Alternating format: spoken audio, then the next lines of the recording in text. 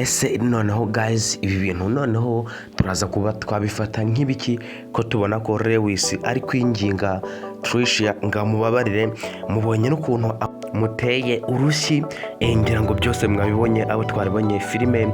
Ese ibi bintu muratekereza ari ibiki?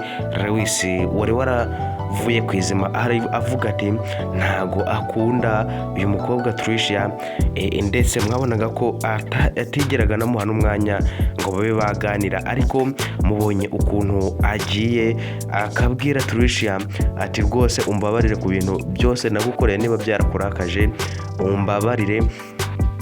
Ariko byageze nyuma aramubwira ati umbabarire uzabwire mama ko ntazigera nkundana nawe, ntagukunda.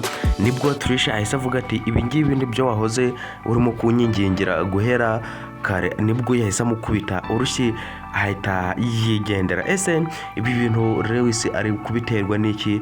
Ubundi ko yari yishizemo ko atazigera avugisha Tricia, atazigera amwumva kuko yarakunda Alice. Ese ko tubonye avuga ko Alice yamuhemukiye, ubwo yavuganaga na Dani kuri telefone mwabyumvishije, yararimo avuga ngo Alice yaramuhemukiye. Ubwo Dani yarazanyemo Alice mu kiganiro, Lewis yahise avuga ati Alice ntuzongere no kumuvuga, ntago mashaka kumwumva mu matwi yanjye, yarampemukiye. Ese muratekereza koko Lewis kwikuramo Alice byamushobokera?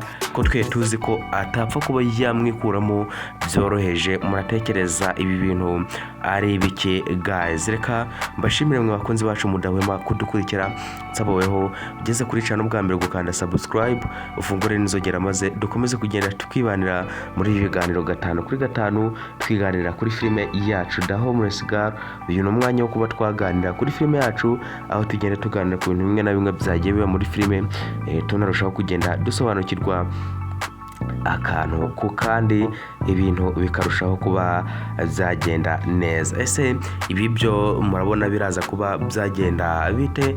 Ko tubonye ko Tricia nawe ahise arya karungu, ubwo yirwaga yiruka kuri Lewis nawe agiye kuba yajya kumusaba imbabazi, ariko mubonye ukuntu Tricia ahise yigira inzunguzwa rimwe, yanga kuba yamwumva, nawe arimo kumurisha umutima ngo yumve ibyo yamukoreye. Ese ibi bintu bizaba byagenda bite?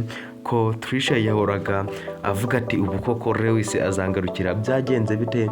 Ariko ubu ngubu mwari mubonye byari bisa nkaho yaramugarukiye, ko Tricia yari yanze kuba yamwumva. Ubwo Lewis yaramusanze mu gikoni, Tricia yanze kumwumva, ahubwo yirebera ku ruhande arimo mubaza ati ushaka kumbwira iki? Ni igiki ugiye kuba wambwira? Murabona ko ibintu rwose bitangiye kuba byagorana. Ubu ngubu se muratekereza Alice azaba rwose yakongera kwishima bigenze bite?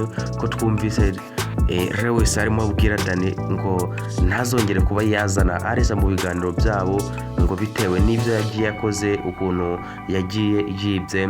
Kandi ibi ngibi byose Alice nta na kimwe yigeze akoramo usibye kugenda abamubeshyera byonyine.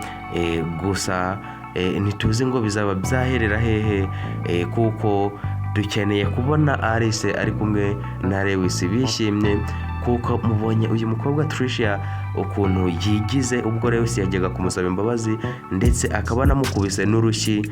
Ngira ngo mwabibonye mwese ko ibi bintu murabona ko rwose bidafututse.